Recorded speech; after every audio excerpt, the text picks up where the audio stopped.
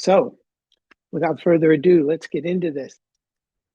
We have with us this evening Jeremy Kagan, a fairly well-known director. His resume is long and deep. In addition to his film and TV work, Jeremy teaches directing and is a published author. He also loves to do illustrations, producing one every day. We'll get to see some of those this evening. Jeremy also hosts interviews with top film directors and others, and has done for some time. On YouTube, you can find a 2-hour interview hosted by Jeremy just this past February for the Directors Guild of America. The DGA presented its membership with a unique opportunity to celebrate the craft of directing. And it featured the 2023 Outstanding Director Feature Film Award nominees, including the directors Greta Gerwig for Barbie, Yorgos Lanthimos for Poor Things, Christopher Nolan for Oppenheimer, amazing film that, Alexander Payne for The Holdovers, and Martin Scorsese for Killers of the Flower Moon. So he gets around. So without further ado, please join me in welcoming Jeremy Kagan. Thank you very much for allowing me to enter all your lives at this moment. I'm glad to be here. It's great to have you.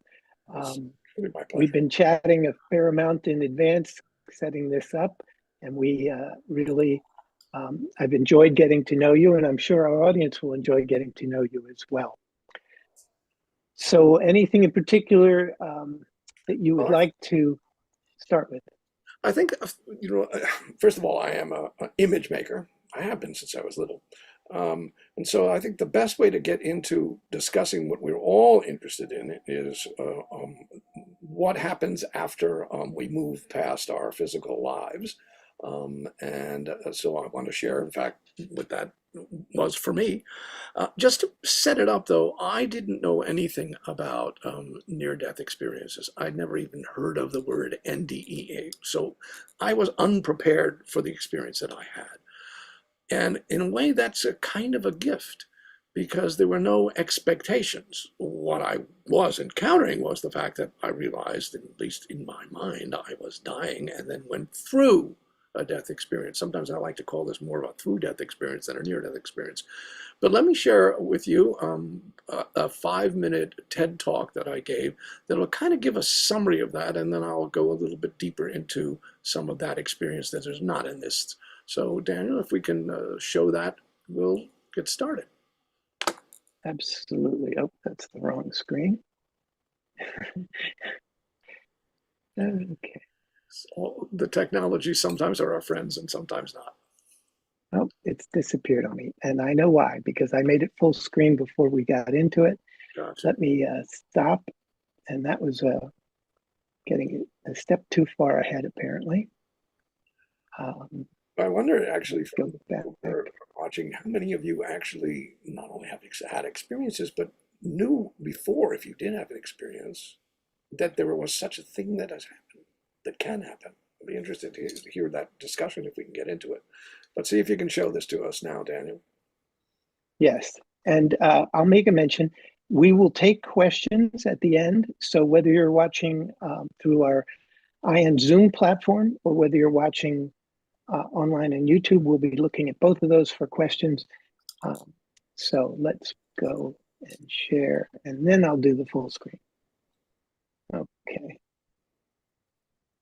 So this is a brief introduction. Anything else you wanted to say about it, Jeremy? Oh, I think it'll talk for itself. We'll see. All right. If it works. This is 5 minutes. This journey started with a sweat lodge. I don't know if any of you know what that is, but sweat lodge has been around for thousands of years, and it's a process in which you go inside a very hot space and you sweat a lot. And you sort of are purified beforehand, because the object is to really face who you are. You can't sort of lie in the heat. You have to tell the truth. And as I came out of this lodge, it was about the same time of year. It was very cold. It was up in the mountains, and I suddenly fell to the ground. And I literally could not move. I couldn't feel my fingers. I couldn't feel my feet. I couldn't move at all. Not only that, but I realized I couldn't talk. I couldn't see. Everything started to get black and striated. I couldn't hear. I thought, I'm in big trouble. I may be dying. So I tried to do everything I could. I tried to hold on. There was nothing to hold on to, but sort of interiorly in my imagination, I tried to hold on to myself as much as I could. It's like holding your breath. If you all held your breath at this moment, for a certain length of time, you can hold on, but finally you can't. And I had to let go. And I did let go. And then a remarkable thing happened. I felt at incredible peace, incredible ease, amazing release. And I thought, whoa, is this what death is? And then I started to say, wait a minute, but I'm conscious. Well, if I'm conscious, I could think, what's going to happen next? Now, my parents told me there was no heaven or hell. I don't know about your parents. But when I was in school, I read about heaven and hell, various books and various movies and various images I thought and thought, what if there is a heaven and hell? And I hadn't been the best of all human beings, so I figured if there is, I'd probably end up going to hell, which is exactly where I went. I went to my version of hell. It's horrific, and we don't have time to tell the story, but the point is I was in hell. But suddenly I realized in my own hell, I couldn't feel anything. My body was gone. This was all just imagined. Hell was merely an imagined idea. Like any idea, like a cloud. An idea is like a cloud. It'll change in a second if you let it go. And that second I let it go, and hell was gone. And then it went on what's called the classic near-death experience, in which many people have had these, sort of traveling through a kind of strange, grayish, cloudy space, and there were beings to my right and left. I didn't know they were dead relatives or guides or something like that. And then I had another revelation. All of a sudden, everything that I'd ever learned about, that is, if this Jeremy, this particular character, everything I'd ever learned about, all the history I'd ever learned, all the television, the 100,000 hours of television I'd ever seen, all the games I'd ever played, all the people I'd ever met, all the music I'd ever heard, all the movies I'd ever seen, they all happened instantaneously in a nanosecond. I saw everything that I knew. Everything in a nanosecond. Who created this? What was this? And I realized that too was an illusion. And as all history suddenly dissolved, I saw what was going to happen to me. What was going to happen to me, whoever I was now, I was about to become a piece of stardust. And I was in blissful ecstasy of perfection. I loved it. If there was love, to have love. It was an amazing, amazing moment of absolute joy and serenity.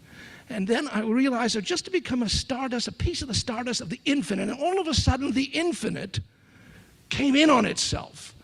Everything suddenly became nothing, and I lost consciousness. And then, like turning a movie backwards, ran screaming backwards from nothing to everything, heading down through the solar systems, and I was aware of, or whatever was aware, through the solar systems, down toward the planet Earth, down toward California, down to the Malibu Mountains, down to this strange body here on the ground. And I entered that body, and I returned to being Jeremy. And as I slowly began to sense of being able to move, feel cold, started to see a little bit, started to hear, I looked around, and I had the greatest feeling of love I've ever had. I loved every single human being I saw that they were there. I loved the space we were in. I loved the cold that I felt. I loved the water. I loved the air. I loved everything around me. And I realized what an amazing miracle it is to actually be here right now and be alive. All right. So that's the Cliff Notes version. And now we're going to get the full version. It's still tough. I don't know what those stripes that we were seeing are, sort of the abstract. I don't know if you've noticed these things on your screen on the left or right. But as I just listened to myself telling this story, I'm glad I was reminded of these two amazing parts of the journey. One is the letting go part. Part of life I'm seeing for myself, and when I talk to others, is about the ability to learn how to let go. We amass our experiences, our health, the stuff that we've had, but inevitably we're going to have to let go of it all, because that is, in fact, part of the process.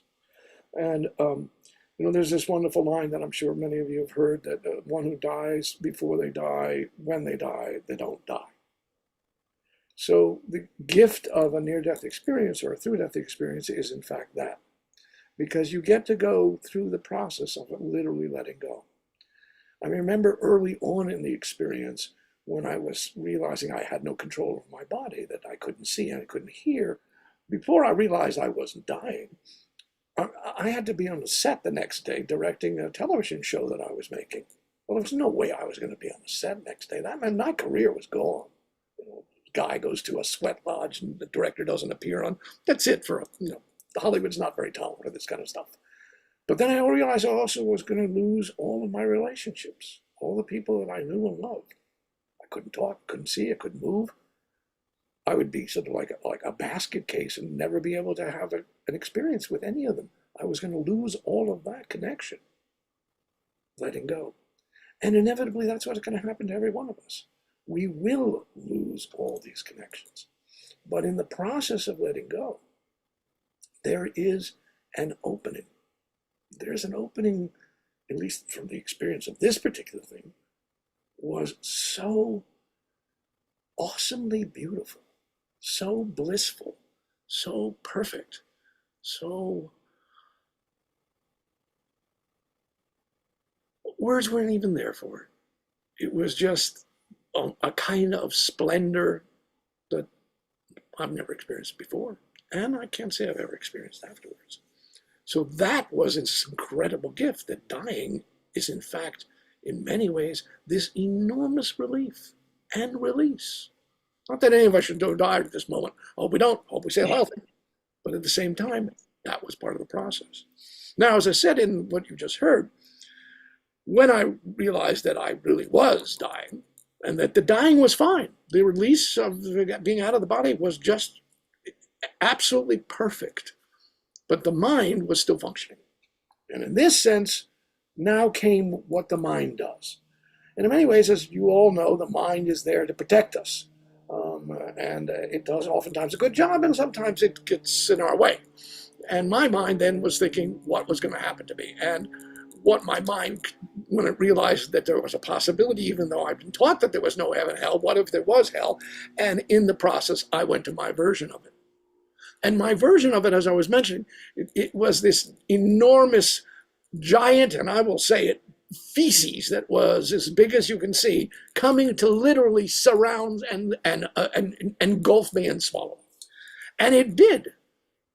But then there was suddenly a realization, and the realization was profound, and many of you know all about this, and for example, other people who've had these experiences and talked about them, was this was all like watching a movie. Yeah, it was a horror show, that was for sure, but it was just a movie. Yes, we get frightened in movies, we get scared. I don't like horror movies, they scare me, but they're still just a movie. And if my mind wants to believe it, that's my mind's problem. But I can realize that I'm also a witness of my mind. And in that process, hell then suddenly disappeared like that when I realized it wasn't real. And then, as I said, I went on the classic journey.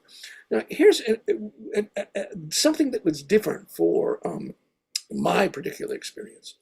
Some people, as you all know, encounter actually beings, and those beings deal with them.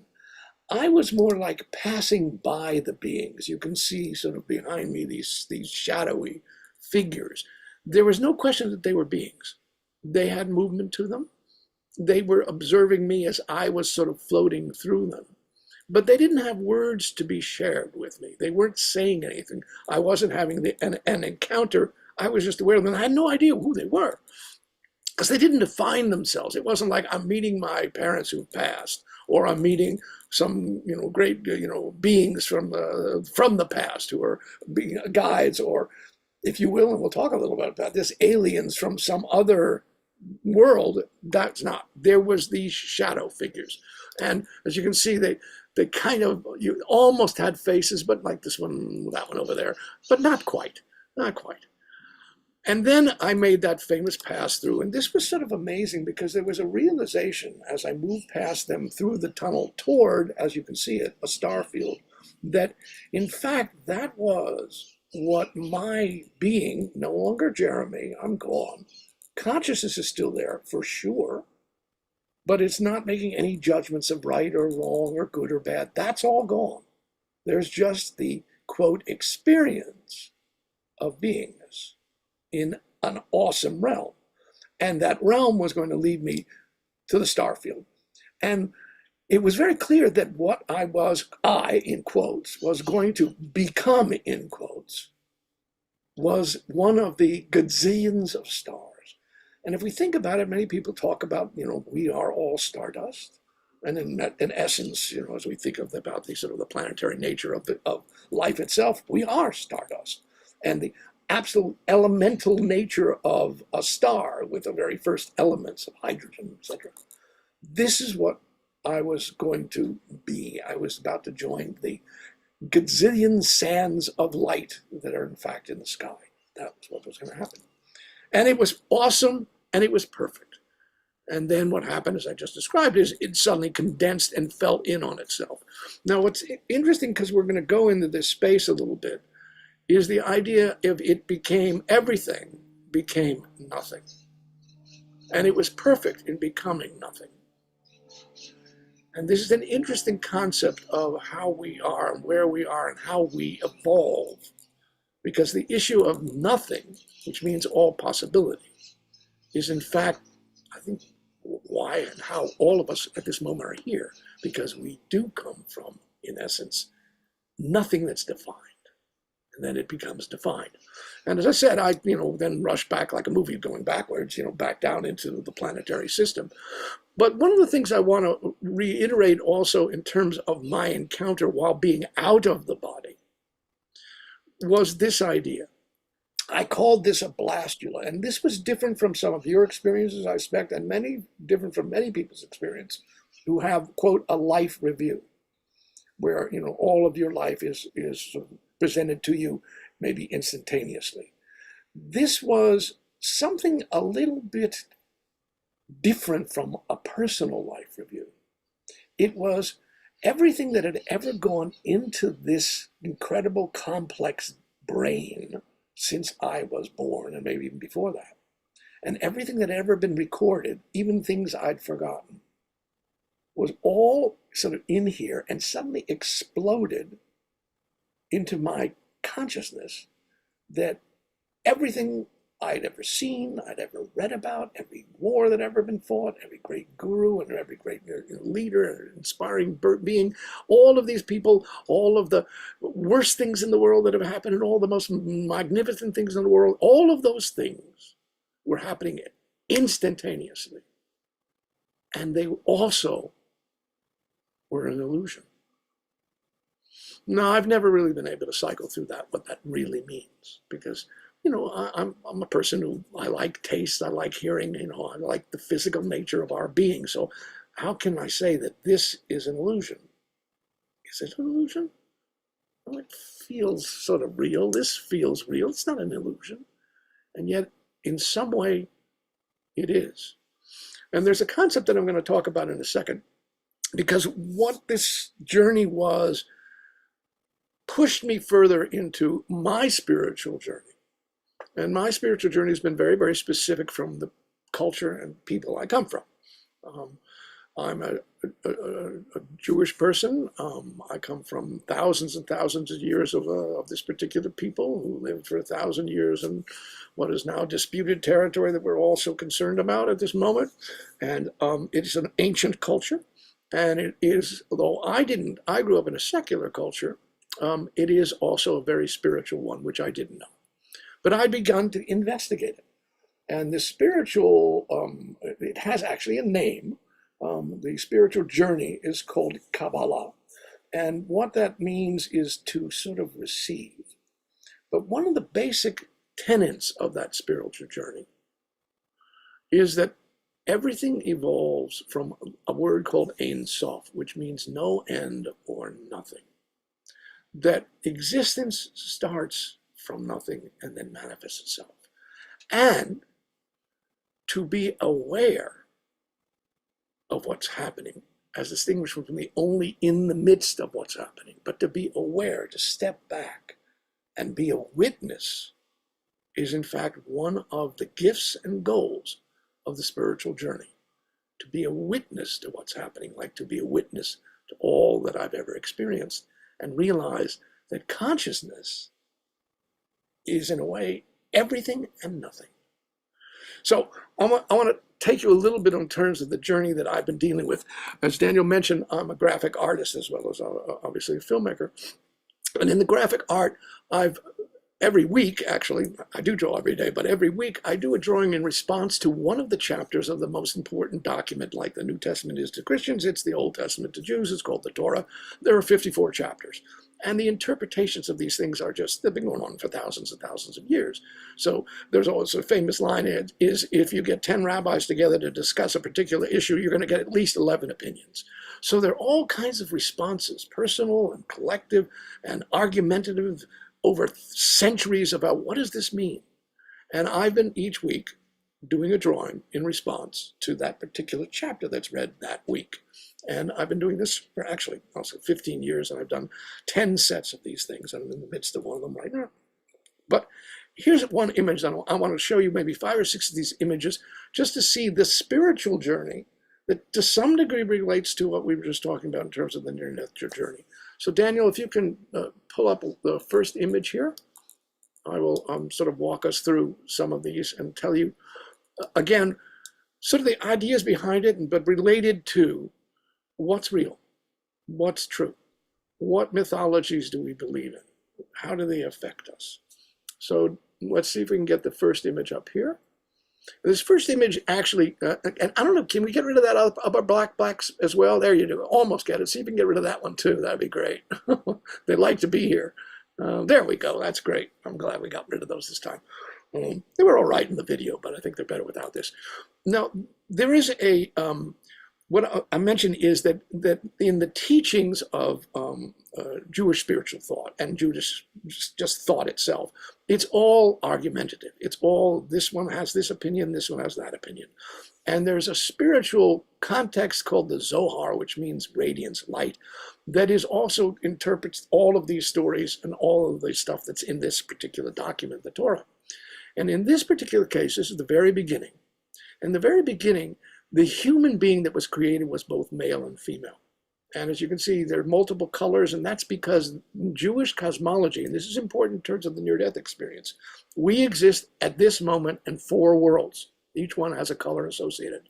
Right now, every one of us, according to this spiritual approach, is living in 4 worlds. One world is the world of making, which we're all used to, which is the physical world of the senses, and that's what we think is our experience. But there's another world, simultaneously, that is more of the dream world. It's the imagination world. It is, in fact, the dream world. It is the world of a sort of another consciousness. It's the world of ghosts. It's the world of angels. It's the world that most of us don't experience, but we're living in that world right now as well. By the way, the physical world is red, the world I just described, which is sort of the more imaginative dream world. That's the color associated with that happens to be purple. Then we live in an elemental world, almost like the atoms. And, you know, it's like the energy world that some people get to experience. That's the color of blue. And then we live in a world that is sort of nearness to the creator. No one can even define it. That's where the yellow is. But Adam, or Adam Eve, this one being, was all of these worlds at the same time, experienced them, but greedy, wanted to hold on, didn't want to let go, wanted more than just being able to appreciate what was there. And in the process, by wanting more and by being greedy and selfish, they lost it. And wisdom, which is represented by that book, escaped them. And our game that we've been playing now for the last thousands of years is to reach out for that book of wisdom to bring us back. Switch to the next one, Daniel. This next image. And Jeremy, how does this tie into your experience? What it ties into is the very idea that we live in multiple worlds, and what the near-death experience gives us is the opportunity to experience these other worlds on a way that is actual real for us, as distinguished from just sort of hearing about it. We're in the midst of it. Now, interesting enough, as I said, I didn't experience the sort of absolute definition encounters of other beings, although I did experience their presence, as I said, their more ghost-like presence. But here's the famous story that some of you remember, Jacob and the Jacob's ladder and these angels that came down. Now, in Judaism, the word for angel, and it's really significant, the Hebrew translates as messenger. So what an angel is coming to you to bring you a message. In this case, in the story of Jacob, and we'll get into the details, he needed to be woken up to the truth of what was around him, the truth of that there was one creator. That was part of the experience that he needed to have. And these are various versions in Jewish thought. There are various kinds of angels. You've got a strip going on here, over here. I don't know if you can eliminate. There you go. So there's an angel that supposedly has 4 different kinds of faces. There's angels that have 6 wings. They have different names. The point being, though, that this is the other world that we live in simultaneously. Some of us, and I'm a dreamer. I don't know how many of you are dreamers, but I dream every night. I write them down. Sometimes they have some meaning. Oftentimes they're just more being in another world. Not so fanciful as this. Time definitely is shifting, but I wanted to sort of share the ideas that are sort of in Torah and in the mysticism and spirituality of Judaism. Let's go to the next one. This one actually is another image of Jacob, I think, as well. And this one has to do with he was about to confront his brother, and he was very, very afraid of that his brother would want to kill him. So he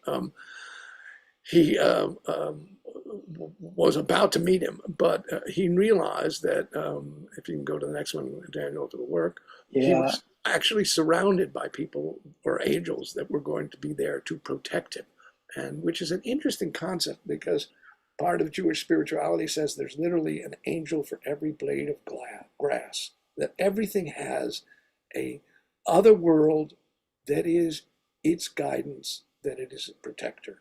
And here, this particular being, this patriarch that some people may know about, fearful of his brother who he's going to meet that might want to kill him, is surrounded by these protecting messengers. And that's what this image is about. Let's go to the next one if we can. One of the concepts also that is part of this theory is darkness and light. And this has to also deal with our choice. You know, one of the basic things is there's a line in Torah that said, I set before you good and evil, choose you good.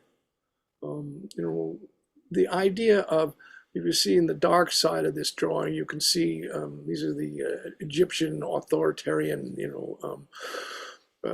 actually kings and pharaohs who were turning people into slaves. And the question is, can you confront the darkness? And part of our journey is to be bringing light, is to bringing, and to being confronting that darkness, knowing it's there, not sensing that it isn't, but also realizing that the light is here too. And that we as community can bring that light and bring sustenance and share. Let's go to the next one. But we have to have courage. And the story, some of you, of course, must remember the story of the 10 Commandments and the Red Sea opening. Well, the story was when all of the children of Israel, this 600,000 people and another 1 million people who went with them, got out of Egypt, they ended up right on the edge of the Red Sea, which is actually kind of a sea. It's got lots of waves and all the rest. And the Pharaoh up there in the right-hand corner decided, you know what, I'm going to get these people back. I don't think I should have let them go free. I'm going to make them slaves again. What to do? And no one knew what to do. And this particular guy, his name is Nachshon, decided, you know what, if the Creator is there to help us, I will take the chance. I will have the courage to step into this water, whatever happens. And this one individual stepped into that water right up to his neck, and then the famous story is, of course, the water's open. But it means we have to have courage. Can we step into what is unknown, what is even threatening, to potentially bring on something better? Let's go on to the next one. One of the issues, in fact, in Torah, and it's constant, is what's your responsibility as a human being? And one of the things is to contribute and to share and to help other people who are in trouble. You know, there's that famous line that we all know, love thy neighbor as thyself. We're going to talk about it in another drawing in a second.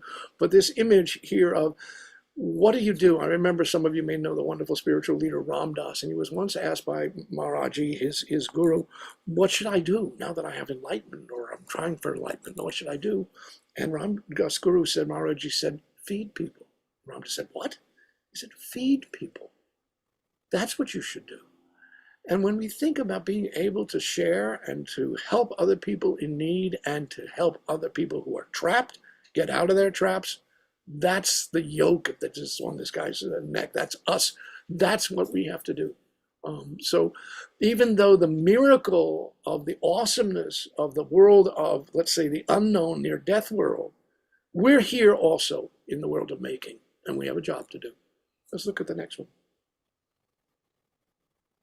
Now, this was an interesting issue. This was a famous second century rabbi named Hillel. Some of you may have heard of him. He had this wonderful, my father taught me this when I was young. My father was a Reform rabbi and a psychologist, and he taught me this line of Hillel's. It has 3 lines. It says, first, if you're not for yourself, who will be for you? But if you're only for yourself, what are you? And if not now, when? And I'm sure some of you have heard those famous 3 lines that he said. Well, he was challenged by somebody who was not Jewish, it's the 2nd century, and that somebody said, listen, if you can tell me what it means to be a Jew, to stand while I'm standing on one leg, I'll become a Jew. So the guy stood on one leg, and Hillel said these lines. He said, that which is hateful to you, do not do unto another. That which is hateful to you, don't do to another. And it's interesting because we all know the inverse of that, love thy neighbor as thyself, which is also in Torah and obviously in Christianity, in the New Testament. But he's saying that's hard. Loving somebody else is hard. But not doing something harmful to somebody else, that's a little bit more in our realm. And these other characters around that you're seeing are part of the helping somebody, celebrating with somebody, encouraging somebody when they're in need, sharing equally, taking care of someone else's property, whatever it is. That's all part of the responsibilities we have toward each other. Let's take a look at another one. Now, here's I remember when I was doing this one. This one was getting me, because I usually don't have nightmares, but I do have them every now and then. And when I was saying that the imagined hell that you can have in a near-death experience, you can bring that imagined hell into your present. And one of the ideas of one of our sages was saying, look, all the demons and devils that are, all the negativity that you're experiencing, all of the badness that makes you feel that the world is oppressive and depressing, all of that, if you can be a witness and realize it's just like a dance in front of you. It's like a big game in front of you. And understand that, yes, you have a role of contributing and helping, but at the same time, you also have the witness to all of it, that's the gift. As Maharaji said to Ram Dass once, he said, it's all perfect. Ram Dass said, how can you say it's perfect? People are dying and being killed and sick and animals are being destroyed and the environment is being destroyed. How can you say it's perfect? And Ram Dass was saying, it is. We have a job to do. But all of it, if you just step back, it's awesomely perfect. So all the devils then become something to observe and enjoy, but never be overwhelmed by, because you can always be the witness to them rather than have them take you over. Let's look at another one.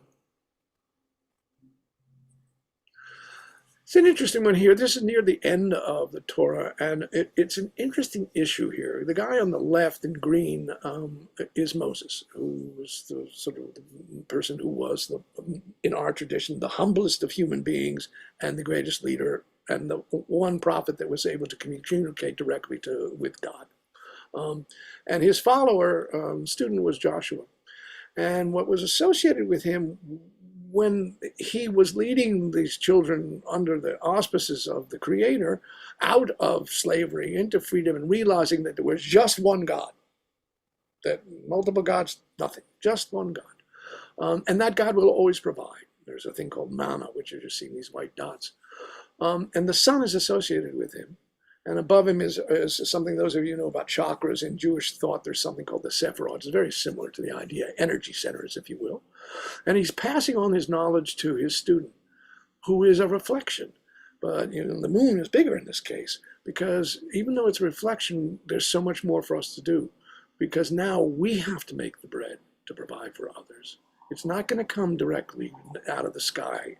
We have a responsibility. And that's part of this. So, you know, I think every time anybody said that you have to go back, those people who talk about near-death experience and said, you know, I have to return. Someone said that I'm not done doing the work. I don't think we're ever done doing the work. Let's go to the next image. It's interesting. This is there was an image that I didn't grab up here that was an image of Abraham. I don't think it's up here. Anyway, but this relates to, now I'm mixing cultures because I figured there's no reason not to mix cultures a little bit here. This is a drawing that I did when I was doing some meditation exercises, learning some meditation exercises that were based much more on Buddhism than I'm sure some of you well know and may even practice. And what the drawing is a reminder to me that all of the craziness we feel, all of the negativity, all of the anger, all of the depression, that inside us is this calm, forbearant, self-sacrificing, gentle, everlasting, peaceful being that's always there. And part of the near-death experience is you get to actually be in that place of calmness and forbearance and self-sacrifice and compassion and everlasting peace. And so this drawing is suggesting in the midst of all our troubles, that exists as well. Let's go to the next one. If there is a next one, I think. Yeah, it's giving me some difficulty when I click on anything else. It may also be, if the next one is, it's gonna, oh, I actually kind of like this one. This was a quick little sketch the other day about how we get trapped in our thoughts and we get owned by them. And our brain goes from one thought to another. Oh, this problem, then that problem. Is this going to be fixed? Is this meal going to be done? Is that problem? Is this person going to get elected? Is this all these thoughts and all these problems? And they just overwhelm us. And to some degree, you know, I've been thinking about this a lot recently about the idea of history. We live in our time, and somebody may say this is the roughest time to be living in. You know, the possibility of global warming is overwhelming, and the possibility of authoritarianism is just terrifying. And this has got to be the worst time. And I think, yeah, but you know, was it really good in the 2nd century A.D.? You know, or the Romans when the Visigoths were coming in the 4th century? You know, there have been bad times before. And the issue of jumping from a negative thought to another thought and forgetting that we are not our thoughts. We are not even our physical being. Even though, boy, you know, when it hurts, but there's also a part of us that doesn't have to be that hurt. There's a part of us that can observe that hurt. Let's look at another one. I think there's one more here. Yeah, here it is. that problem again. You're doing great. I'm enjoying seeing some of these images. Good. This is going to lead us into another part of my experience. And, you know, I grew up in the 60s, so it was the time of, you know, drugs, sex, and rock and roll, and political upheaval. And I feel very lucky to have been able to grow up in those times. But I'm not someone who was sort of a major indulger at that time into sort of the these kind of drugs. Maybe you can get rid of that little black box there, Daniel, if you can. Great. But about a number of years ago, I think it was 8 or 9 years ago, my wife was doing some studies up in San Francisco at an Institute for Comprehensive Study, and we decided to go down to Costa Rica and I'd done a number of these journeys here in Los Angeles with other people at other times. to experience in right on the ocean in the jungle with shamans from the area. A substance, a teacher plant that's called ayahuasca. I'm sure some of you have heard of it.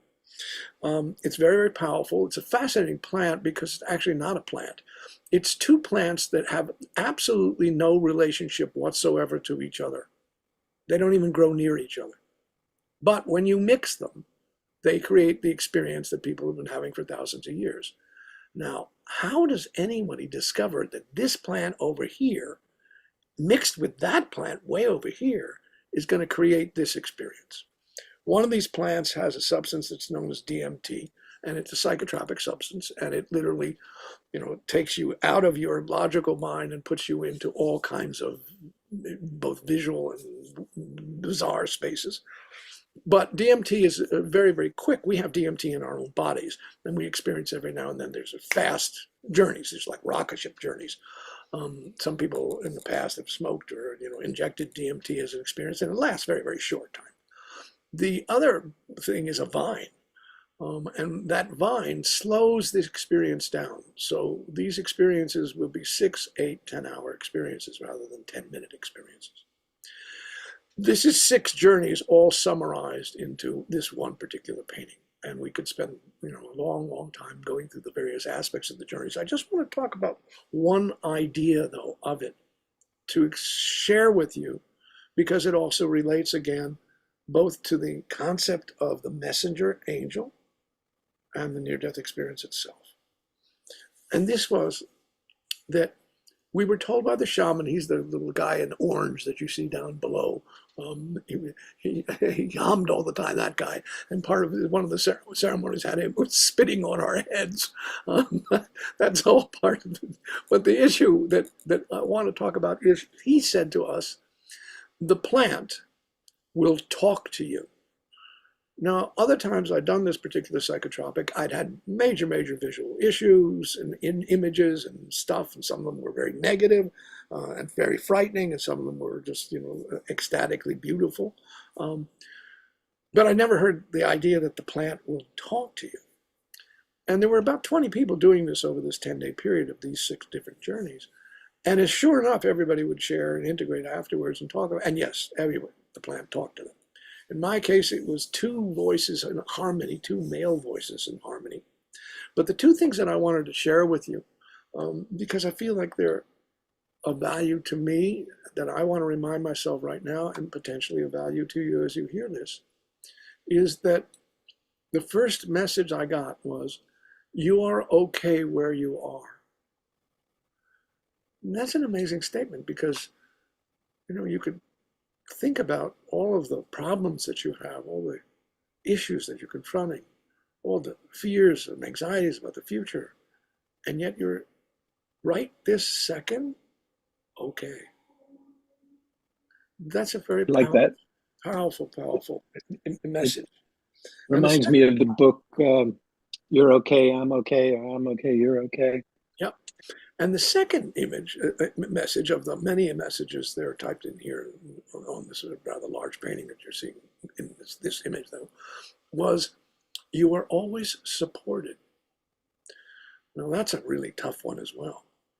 But if you actually think about just the nature of nature itself, of gravity itself, that you are supported, that, in fact, as many people say, and us who are dealing with all the issues of climate change and climate justice, there really is abundance enough to take care of the billions of people that are here, that we can support each other, and there is enough to, in fact, support all of us. But this is supported on many levels, not just on that physical level, but on the metaphysical level. You're always supported. Okay.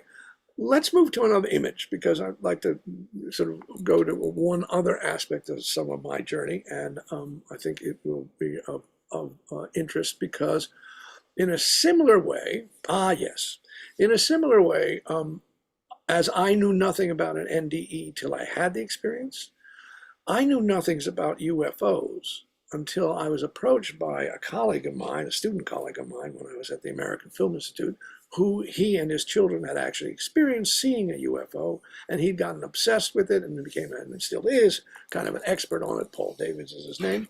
And he told me the story of Roswell. And again, I didn't know what UFO stood for.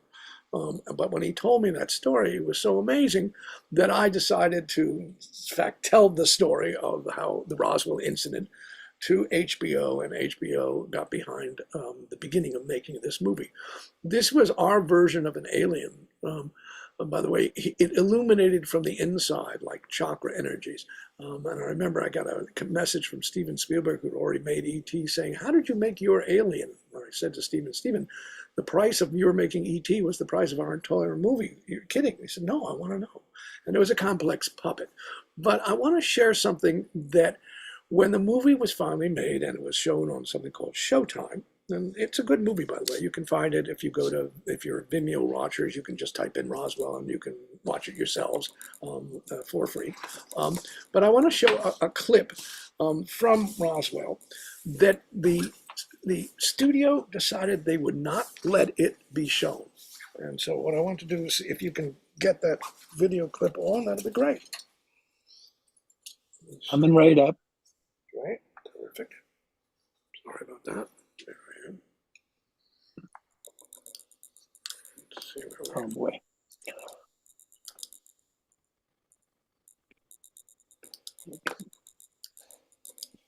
Now, this is a clip you're about to see. It's very short. And it was because Roswell, the movie, is about the incident, but it's also about the entire concept of the relationship we have in our consciousness with potential other consciousnesses. So that was very much part of what the movie's about. Let's see if we can get rid of those squares before. Yeah.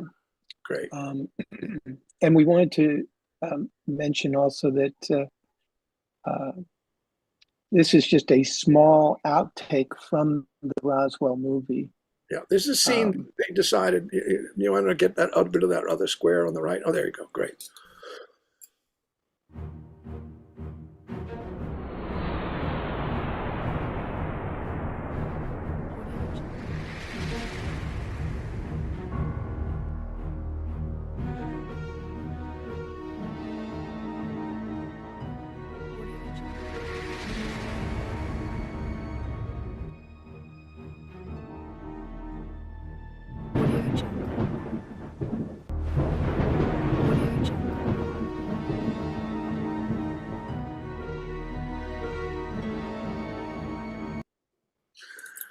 Now, the reason why I wanted to share that with you was because it relates to all of what I've been talking about.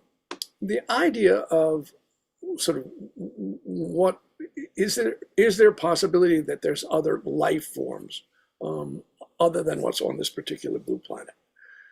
Obviously, just sort of mathematically and scientifically, there must be.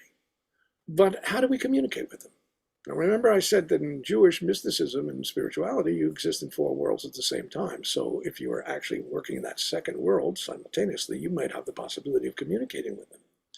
But what I was really interested in was something that I learned via a guy named Terence McKenna. Terence McKenna was a brilliant double PhD guy who became, when he was a student, fascinated with psychotropics, entheogens. And he experienced a number of experiences, literally using that same thing that I was saying, that's the essence of ayahuasca, DMT. And he experienced, when he did this, encountering beings, really beings that were like alien beings from various kinds of movies that you may have seen. Then he began to say, where did it come from? In fact, where does our life come from? And he came up with this conclusion, and that's what this little section of the movie was about, which the people and the executives said, no, you can't do that, can't do that. The conclusion was this, according to Terence McKenna. Again, that was a mock-up of the scene. It would have been a little bit more sophisticated had it stayed in the movie, but it didn't. And what he said was this. First of all, those of you who study fungi or mushrooms, you know the incredible power these creatures have, and the relationship to everything that's alive and their intersectionality with everything that's alive and their contributions to health and all the rest. The mushrooms are amazing creatures. Okay. What he realized was that the evolution of humanity, or evolution of humans, came this way. We initially were arboreal creatures. When the climate changed, we became territorial, or earth creatures rather than tree creatures. And following the various animals that we would do to get food from, maybe before we became meat eaters, we would follow them and pick up, for example, their droppings. And underneath the droppings of various kinds of four-legged animals, you will find mushrooms. And those mushrooms are psychotropic. So the initial evolution of human consciousness, according to Terence McKenna, was they were taking our forebearers, these mushrooms, and it was transforming them into greater consciousness. And a number of things about psychotropics are true. You can see better upon having psychotropics. That means you're a better hunter. Your actual sexual drive sometimes is stronger, which means you can produce more. You also can be quiet and silent, which means you can be even a really good hunter. So from Terence McKenna's point of view, we are the evolution of the ingestion of mushrooms, psychotropics, into the consciousness that we have now. And apparently spores do travel in space, spores. So if you think about mushroom spores, well, could an alien culture have put mushroom spores into space that would go down onto this planet that had life forms that would evolve to who we are right now? So that was why I wanted to have that in the movie Roswell and also share it with you, because it relates, I think, to these themes that I've been sharing with you. That's fascinating. That makes me think of what's happening right now. You could say that, for example, you mentioned so many interesting things that I want to comment on. How in the ancient past things were barbaric and difficult, and I believe they were way worse than we think they were. I mean, it wasn't uncommon for a tribe of barbarians to roll into town, so to speak, and decimate or exterminate all the people and take all the goods. And today, with the coming of things like radio, we became more of a global community, and we could hear more about what was going on. And then with the coming of video, TV, we had the ability to communicate almost immediately with each other and to share ideas, memes, if you will, because I don't believe that all ideas are objective. I believe many of them are something that we come up with and we share, and then they enter the collective consciousness, and that gives them even more life. But now we have this tremendous change happening with artificial intelligence, where I don't know if you've been paying attention to AI and ChatGPT. The new announcement just a week ago was ChatGPT 4.0, O for Omni. It does unbelievable things, which at each of these stages, it kind of opens us up to become more of what we were meant to be, which is, I think, what you were saying there, that perhaps the primitive humans, when ingesting the psychotropics, were able to become more of what we were all meant to be. The concept here is, and it's the concept of evolution, and dystopic stories that oftentimes are what the movies show us. Many of my colleagues have made phenomenal movies that are that way, the end of the world kind of movies. It's part of our thinking, obviously dealing with death itself. Therefore, the end of the world comes, those stories, and they get you upset, anxious. It gets your adrenaline flowing, and therefore sometimes they're good, quote, amusements. But the issue of evolution and the issue of evolution of consciousness And I feel that this is really our giant journey. And that part of that is, what is the consciousness as it expands going to do? And it goes back to something that I said earlier about this issue of, as human beings, we have a choice. Now, a lot of things are not under our influence, how much control do we have over our own lives? It's obviously a philosophical and practical question, but there's always this choice about how we're going to react to something. And this choice of, am I going to do something or am I going to not? And that sort of is really the human, almost momentary process. And there's this feeling that we are struggling continuously with, that dark and light image that I showed you earlier, with, are we going to be drawn to the darkness, which gives us in many ways a lot of power? A lot of power. Or are we going to go toward the light, which in many ways is less powerful, but far more potentially compassionate? And that being true, what do we do? What pushes us one way or another? And it's interesting when you read sort of like recent books like The Dawn of Time and a number of other books like that Sapiens book. Those, these scholars are beginning to say, what, the early proto-humans may have actually, they didn't have toilets, but they had some really good stuff going, that they actually did go into cooperative space as the way they were. I mean, there's a fascinating stories about when the Europeans came to the Americas. It weren't the Americas that came to this land, that the people here thought the Europeans were totally crazy. They were so grasping, like that very first image. I got to get this. I got to get that. I have to have this, and they weren't realizing it's right here. You don't have to get any of it.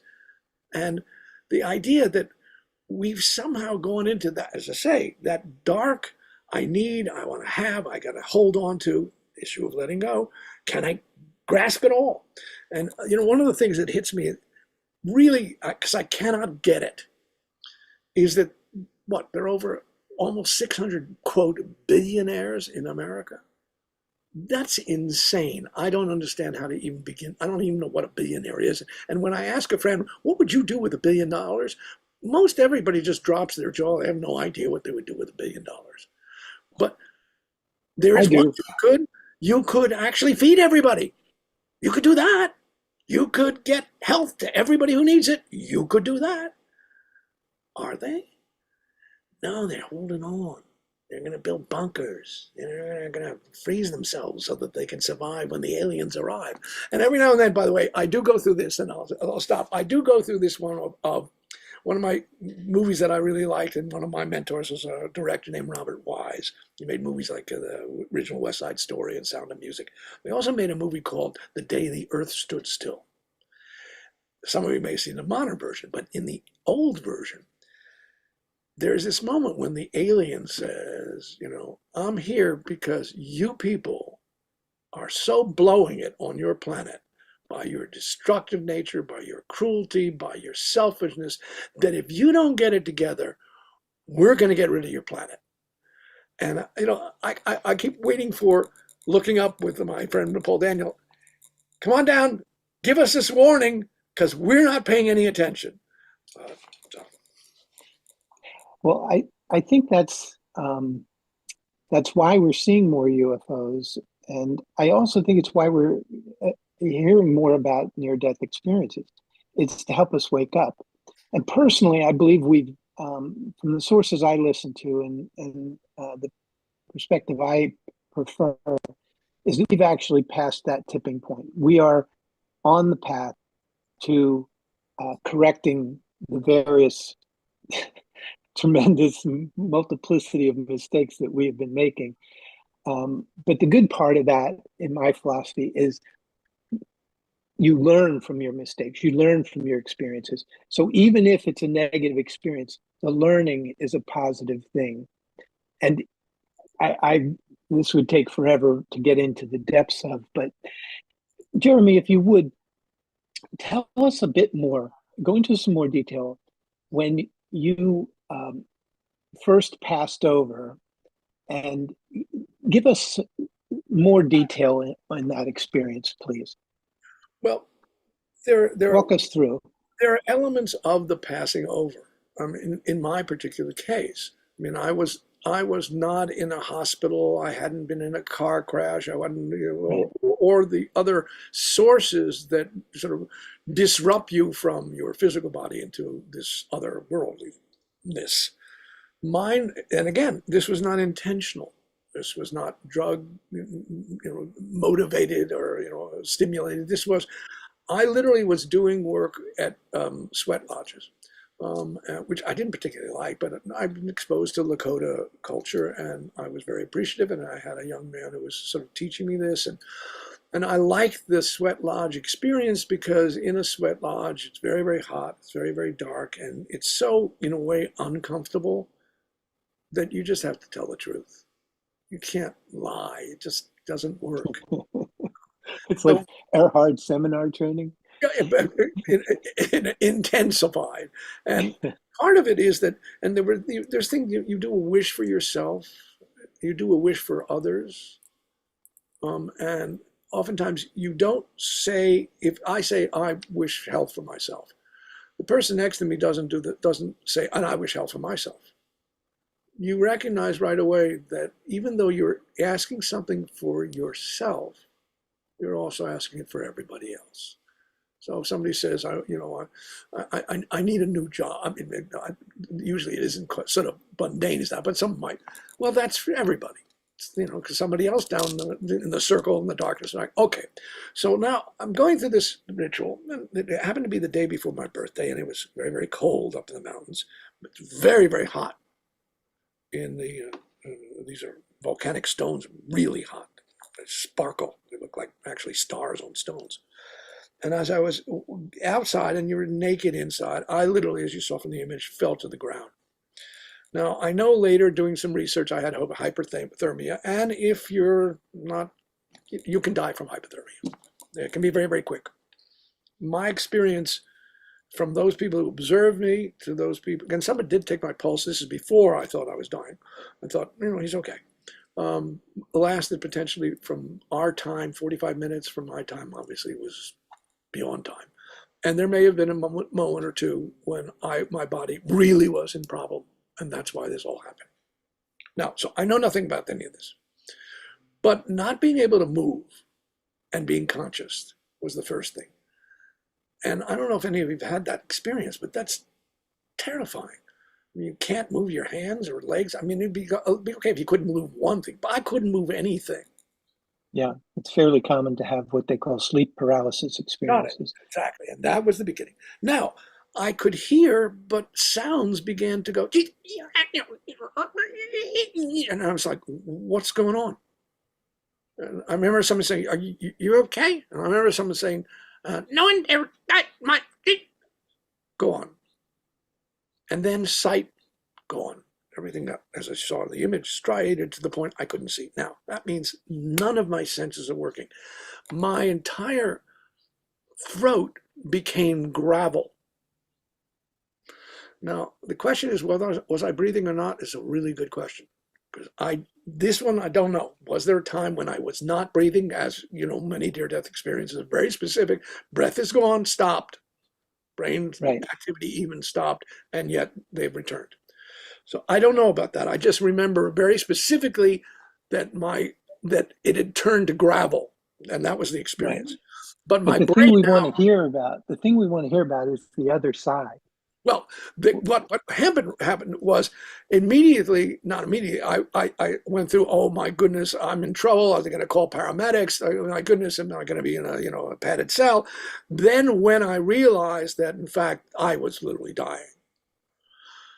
This was, what can I do to stop that from happening? This is different from many other people's experience. This was, I thought I could, my conscious, even though I had no ability to do anything, I could still hold on to life in some fashion or other. I could hold on. I can sort of relate because I occasionally faint. I have low blood pressure. And sometimes if I'm like stooped down and I stand up under the right circumstances, I'll feel the blood draining and I'll feel myself going. And it's like, oh no, you You got gotta hold on. exactly. And it literally was like holding the breath. And I did it as long as I could, quote, hold on. I don't know what I was holding on to, but there was a moment when I could not hold on anymore. And I literally had to let go. And I realized I'm dying. And that's the let go. Now there was no judgment, no thought, it was just pure experience now. And in that experience of I'm dying was this perfect, it's like something oozing in 360 degrees, some soft oozed, almost liquid-like, with not, but thick, but just in every direction, and a release that was just, at least if you could define it emotionally, it was spectacular. It was so beautiful. It was so perfectly wonderful. Like, if this is death, death is pretty good. Death, in fact, is better than anything I've ever experienced at this moment, this particular death. You know, in Jewish thought, they say when a perfect death is like taking a little hair out of a glass of milk, like that. So this was, I thought, beyond thought, I experienced perfection and supreme bliss. Now what happened was the mind, my consciousness, was still active. And it then asked a question. My mind said, what happens next? I'm in perfect bliss. What happens next? The idea that my mind still was here thinking time existed, that there was a next, allowed the existence of a next. It's like, okay, here's the next channel. You want a next? Here's the next channel. And by the way, since you're wondering whether there's good or bad or evil or hell or heaven, how about we switch you over to hell? And I was in hell. And it was. You said that you had wondered about the idea of heaven and hell, and instantly you manifested a hellish Absolutely. experience. Hell, and again, I don't think I created it. It was created, and I was in it, and this monstrous piece of crap was coming after me, and I was running away from it, and it was way beyond my ability to do anything about it, and it was surrounding me, and it was foul and disgusting and evil, and it was totally, I was buried inside it, and then there was something about it that was like, wait a minute. Yeah, but this doesn't feel like anything. Of course it doesn't feel like anything, because all my feelings gone. I remember once talking to somebody who was afraid of that, what his life would be, when it'd be like ripping his chest out, open and looking into the innards of his body. And I said, yeah, but if you're no longer feeling it, it's like, so what? You're just looking at the innards of your body, big deal, because it's not real. I didn't know it wasn't real until, I'd been subsumed by it, and I realized, yeah, but nothing bad just happened. It was definitely a fear that it was going to be terrible, and it looked and it's sounded and it kind of in its motion was all awful and evil, and I was trying to get away from it. But in the end, it was like gone, like that. I mean, that fast.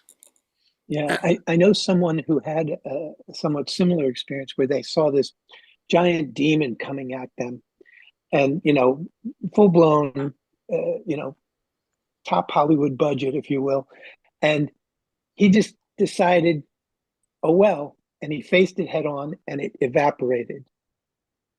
Well, in the Tibetan Book of the Dead stories, there are these ideas of these sort of demonish, creatures that are there specifically to help you, that they're actually not there to harm you. They're there if you're not ready to really let go and literally let go and be with the remarkableness of isness, then they're going to scare you into it. They're going to actually they're going to get out of yourself. They're going to do that number. And it's interesting because you think at first that they're devils wanting to undermine you, but they're actually doing it so that they can get you out of the trap that you're in. I got to Yeah. scare you out of it, or you're just going to stay in this little tent, and outside Yeah. is where it is. So get out of there. And in a way, that's sort of this sort of process. And they say, delve in, dive into it. Here comes this demon, go right in. But it's interesting. I want to just add something, because I did a journey recently with a teacher plan. It was actually with mushrooms, and what was troublesome and but fascinating was there was a moment of revelation of the perfection of everything. I mean, just that everything was perfect and I don't even have the words. I'm not an artist enough to draw it. It was all in motion, but it was the harmony of existence itself. But then I could see that, I could go down that rabbit hole, and that rabbit hole might lead me into some sort of dark, really difficult stuff, which exists because, it just does. I mean, this is, the psychotropics are not near-death experiences. They're invitations. And I realized I had a choice. And this was very powerful for me, where I said, you know what? I'm not interested in going down to this hell road. I don't want to do that. I would much rather to see if I can gain something from the harmony realm, from the connected realm, rather than, let's go to the place where human beings have spun off from being connected and compassionate and serving each other to selfishness, greed, destruction, terror. That's all there, but do you want to stay in that space, or do you want to say, okay, it exists, but I am not going to stay in that space? Right. We have that ability to choose. We have that free will, and we don't realize that we're creator beings. We're taught in this world that before we're really aware, before we get the concept that we're creating our reality, we're taught to respond to reality. And it's backwards. It's cart before the horse. Well, it's an interesting issue about what we create. And by being, my profession has been creating and teaching other people to create. So there's this process that, to some degree, you are a conduit of creation, meaning that an idea comes through you, and then you, with what talents you have, execute the film, the drawing, the piece of music, whatever it is. But it hasn't totally originated with you, except in the way that you and the creator are one, which is this, there's this, one of my favorite movies, and if any of you who are watching or listening know this movie or don't, take a look at it, because it refers to everything we're talking about. And it's called The Razor's Edge. It's from a book that Somerset Maugham wrote, and the movie was made in, I think, in 1947, Tyrone Power. And it's an amazing film. But you recommended it to me in one of our earlier conversations, and I watched it, and I really enjoyed it. So thank you. But it's hard to find right now. It's not. You can find it on Amazon. That's the place. If you shop there, you'll find it. But one of the things about it is that when this character who's trying to find what his meaning of life is, and there's this moment when he goes through his journey and he meets an Indian guru who does help him along the way to see that, all life is confusing and people are all in chaos, and that's just the human condition, but there's ways to get beyond it. And one of the things that he talks about, that one particular moment when our character evolves, that he said, and at that particular moment, you and God were one. Now, God, in whatever tradition we're talking about, is the creator. You and God are one. That means you're the creator too. That's why that image that I was talking about with all of those all of those characters appearing at the same time, we're all of this. Yeah. And in a way, we've created it all. I knew an experiencer who's now passed on, by the name of Mellon Thomas Benedict, and I got to speak with him, and he said that he asked, what is God? And what he got was all these images quickly of everything, like your background there, and mandalas and non-physical things, and just, it was all of it. It was just a And it wonderful is, way of and looking at what's interesting is in the spiritual Kabbalistic thought, first of all, this concept, it's a wonderful line, which is a God defined is a God confined. So if we try to define what God is, it's just interesting enough in Judaism, very specifically, there is no word for God. There are 4 letters. Those letters are unpronounceable. They're in this original 3,000-year-old document called the Torah, and these 4 letters are Hebrew letters. And Yud Hey Vav Hey. That's exactly, and they are unpronounceable. Now, when the Greeks tried to, they were translating the Hebrew, they worked on it, and they came up with Yehovah, and they came up with Jehovah. That's where the Jehovah concept comes from, because that was the Greek attempt to give a name to something that it has no name. How could it? So much of the English translations of the Torah, as well as other documents from that era, are just mangled. We've got one question here, and we've got about 12 more minutes on our official time frame here. This may be a little tricky for you, but I've heard people speak about feelings versus emotions. From your perspective, what is the significance of feelings, and what is the difference between emotions and feelings? Or is there a difference? That's a very good question. And it's a question that in teaching actors and in teaching directors how to express themselves in feeling, it is a really good and difficult question. I'm going to use Albert Ellis, who is a terrific thinker in defining emotion, which I think is really good for us to use. And I use this with my directors and acting students to help them get to expression of feeling. So, for example, if you ask for an emotion, I'm going to use emotions. The distinction I'm going to make here is this. Feeling, literally, in English is a good word because it has a physicality to it. Emotion may or may not have a physicality to it. Interesting enough, as you think about it, when you are sad, your body may also feel sad. You may cry, you may shudder, you may shake.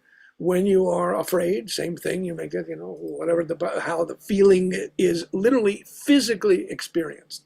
So it's important to know that there is a blend between emotion and feeling, that they're not separate.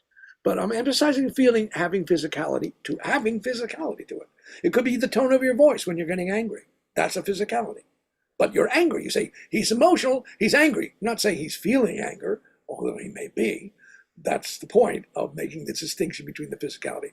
But here's the thing that I work with my students. And this is where emotion comes from.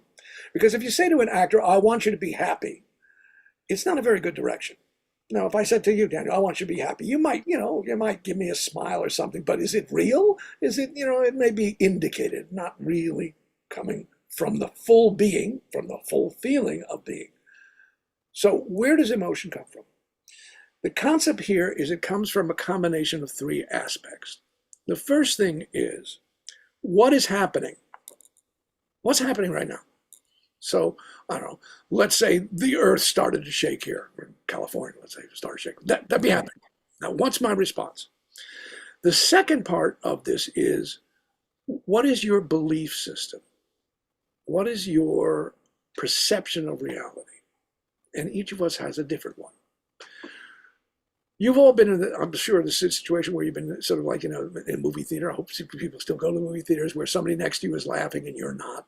You say, what's going on? I'm watching the same thing. Why does she think it's fun?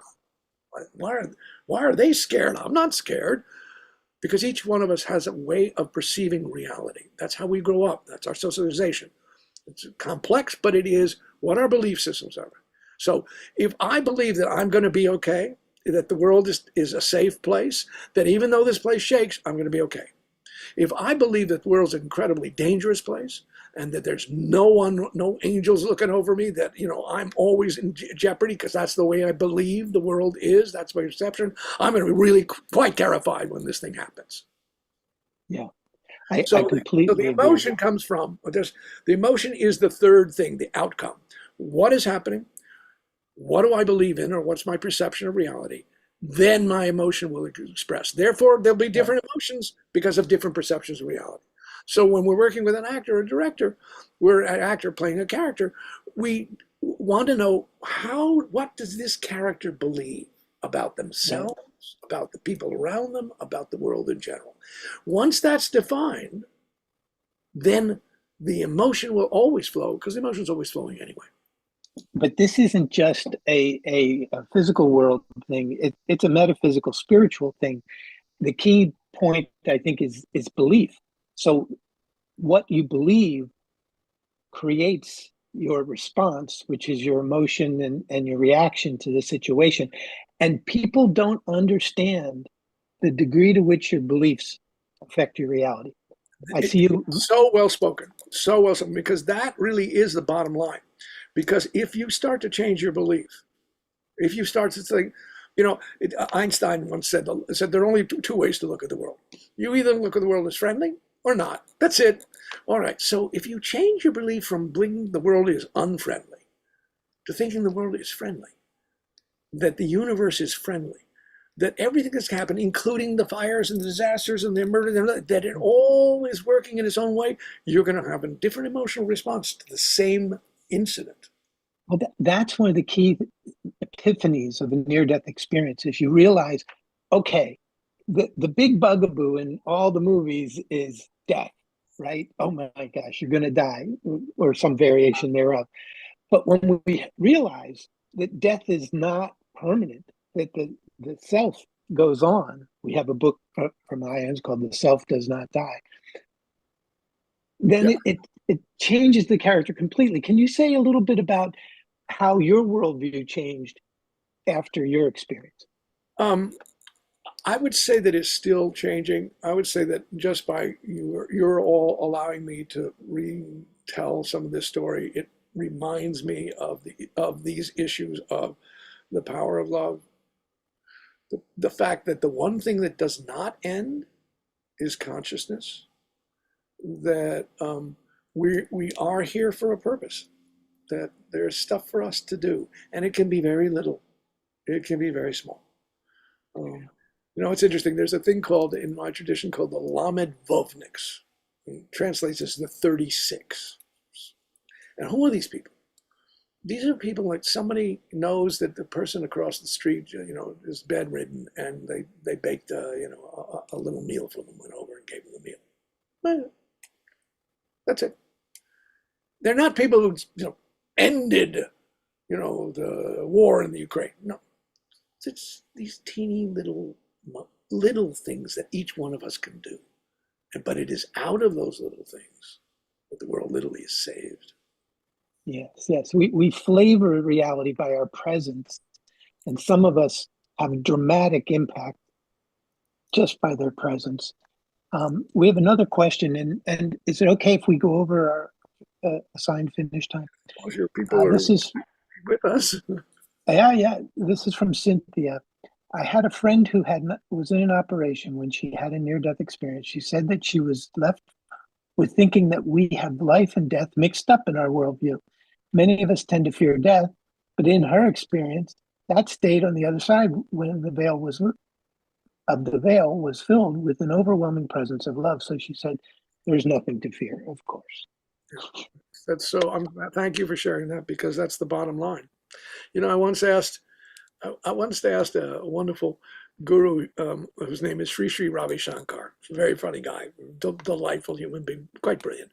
And I was lucky enough to be with, 30 people, and we were able to ask a couple of questions. And I said to him, "What's the difference between fear and love?" And he went like this. Let's see if I can do this. He went, "Fear, love." What he was saying is they're the same. They're within the same hand, if you will, so that you really can bring love into fear. And the experience that this, as your friend and acquaintance had, where they experienced this incredible blissful love on another plane of existence, that it was so pervasive that, in a way, could this world be that? And I think that's our job. How do we kind of, and again, small moves, like that wonderful moment in Contact, that movie, about aliens and all the rest. It's little steps to make this world a place like the world of pure consciousness, which is a world of perfection, and it is. Yeah, we're born into this dream world, which thinks that things like money and status and all of that is important. But in reality, what's important is love your neighbor as yourself. And definitely love yourself. Take care of yourself. Remember, if you're not for yourself, who's going to be for you? And I can't let this pass without mentioning the Vidya Hafta, which says, love the Lord your God with all your heart and soul. That is a key element as well. And when Jesus was asked, what is the most important commandment? He said, love the Lord your God and love your neighbor. Yeah. And, in a way, they're one. And I think that's the gift of all of this, is that everything is connected. That even the darkest thread is connected. And because it's connected to the brightest thread, it isn't alone. And therefore, it too can be transformed. And I think part of our lives is constantly letting go, transforming, evolving, and sharing. And if we can, which we always can, giving. Amen, brother. So, Jeremy, it's been a wonderful spending this time with you. I can't express my appreciation and gratitude enough for your sharing, for your artistry, for your creative talents, and touching on subjects near to my heart. I help with the Jewish Experience group. I help with the UFO ET group. I help with the Distressing Experience group. We're hitting them all, buddy. Exactly. I'm a trifecta here. Well, thank you. I'm so glad that I hope this has been of value to those of you who stayed with us. I really appreciate Thank you. We love you all. We wish you all the best. Wish you the best, Jeremy, and we'll talk again. God bless.